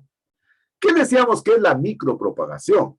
Decíamos que es la multiplicación a gran escala de un tejido en un espacio reducido y en un tiempo corto en condiciones de asepsia. Multiplicación a gran escala de un tejido en un espacio reducido, pues se llama micropropagación, en un corto tiempo en condiciones de asepsia. La micropropagación es una técnica fundamental en cultivo de tejidos vegetales, que se utiliza mucho para incrementar la tasa de multiplicación potencial, para incrementar la cantidad de tejido vegetal y utilizarlo para otra fase. Entonces, ¿cuándo hacemos subcultivos? Decíamos que podíamos hacer hasta 6 subcultivos, ¿no? Es decir, yo hago micropropagación. Tengo el material vegetal, sembré una semillita y tengo una vitroplanta. Esa fitoplanta la hago, qué sé yo, la secciono en pequeños segmentos nodales y la vuelvo a subcultivar. Y después ese material lo vuelvo a subcultivar. Es decir, estoy haciendo micropropagación. Estoy incrementando la tasa de multiplicación potencial. Estoy incrementando la tasa de multiplicación del tejido.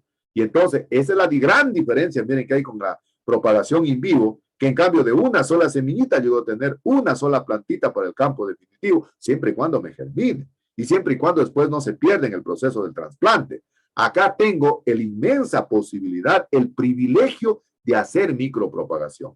Es decir, de tener mayor cantidad de plántulas por unidad de superficie. Esa es otra razón de peso para poder hacer los subcultivos. Es decir, ahí amerita, se justifica plenamente hacer subcultivos para de esa manera entonces tener mayor cantidad de material vegetal por unidad de superficie y en un menor tiempo en condiciones de asepsia. Conclusión final entonces, conclusión final para ir terminando la clase. Entonces diremos que los subcultivos es una técnica mediante la cual se hace la transferencia de los explantes, de los tejidos, a un medio de cultivo fresco o a un medio de cultivo nuevo en condiciones de asepsia. Y justamente hemos dado diferentes razones por las cuales se puede hacer los subcultivos. En definitiva, diría que la razón de peso es salvar el material vegetal, incrementar la tasa de multiplicación potencial, es decir, tener mayor cantidad de material vegetal en condiciones in vivo. Es la razón por la cual, miren, nosotros en Cinchona, por ejemplo, en condiciones naturales, la cinchona no pasa más allá de 5% la germinación en campo, ¿verdad? En el invernadero hemos logrado más o menos del 25 al 30%. En el laboratorio tenemos 75%, pero con esas plantitas que germinan, hemos incrementado la tasa de multiplicación potencial. Es el trabajo que otra vez presentaba en el Perú, que era el proceso de brotación, es decir, para incrementar la tasa de multiplicación potencial. Y para eso entonces tenemos que hacer subcultivos, tenemos que hacer repiques o tenemos que hacer trasplantes a un medio de cultivo fresco, semejante a lo que hace el campesino, semejante a lo que hace, qué sé yo, nuestro papacito cuando hace un almácigo de tomate, un almácigo de col, un almácigo de rábano, para tenerle mayor espacio físico a la planta, para que tenga mayor disponibilidad de nutrientes, mayor cantidad de agua, mayor cantidad de oxígeno, y de esa manera propiciar un mayor crecimiento y desarrollo. Bien, hasta ahí entonces la clase del día de hoy. No sé si tal vez tienen alguna pregunta, alguna duda, alguna inquietud. ¿Quedó claro, por favor? ¿Preguntas? ¿Está claro? Sí, está claro. Perfecto, muy bien. Muy bien. Entonces, solo hago un recuento de lo que vamos a trabajar en esta semana. El día de mañana, entonces, inicio con las pruebitas ya de carácter práctico. No, esto normalmente lo hacemos en el laboratorio, ¿verdad? Y tienen que prepararme en el laboratorio utilizando las pipetas, todo, pero igual mañana vamos a hacer como si fuera real, lo único que no vamos a medir, ¿no? Entonces vamos a tomar mañana. Todos tienen que estar acá, tomo lista, una vez que tome lista, se queda una persona en la clase, los otros quedan en la sala de espera. Me demoro tal vez unos 10 minutos, 5 minutos con cada estudiante para que tengan la calculadorita, por favor, y un papelito y un esfero para hacer los ejercicios inmediatamente. Y si avanzamos, hasta los que avancemos, y si no, con los que nos falta, completamos, si Dios lo permite, el próximo lunes, pero igual todos, así se han evaluado, todos llegamos al aula, corremos lista y entonces ordenamos el trabajo, ¿no? Bien, entonces de esa manera van a trabajar, vamos a trabajar el día de mañana, entonces la pruebita, por favor. Entonces les pido que se pasen, hagan ejercicios de las soluciones, porque de eso voy a tomar la prueba. Y si Dios lo permite, entonces nos vemos el día de mañana. Muchísimas gracias realmente por permitirme el privilegio de trabajar con ustedes, de poderme dar el gusto de poder ingresar a sus vidas para poder aportar modestamente a la formación académica de ustedes como futuros ingenieros e ingenieros forestales, pero sobre todo me alienta la idea de poder contribuir modestamente a la formación personal de ustedes. Gracias por permitirme también ingresar a sus familias. Miren, hoy en esta época de virtualidad realmente tenemos la posibilidad de compartir el conocimiento también con lo que más queremos, con lo que más amamos, ¿no? No se olviden siempre esa tarea eterna que tenemos de la gratitud y el amor, para no hacer efectivo lo que dijo Ana Frank, que Generalmente los muertos reciben más flores que los vivos porque el remordimiento es más fuerte que la gratitud. No esperemos que la persona a la que queremos, a la que amamos, realmente no esté para demostrarle lo que sentimos, sino ahora, en vida.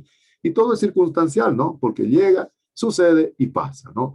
Así que muchísimas gracias, que tengan una extraordinaria semana en el plano personal, en el plano académico, en el plano familiar, y si Dios lo permite, pues nos vemos el día de mañana. Que les vaya muy bien. Hasta luego, que estén muy bien. Ingeniero. Gracias, sí. Mañana, ingeniero.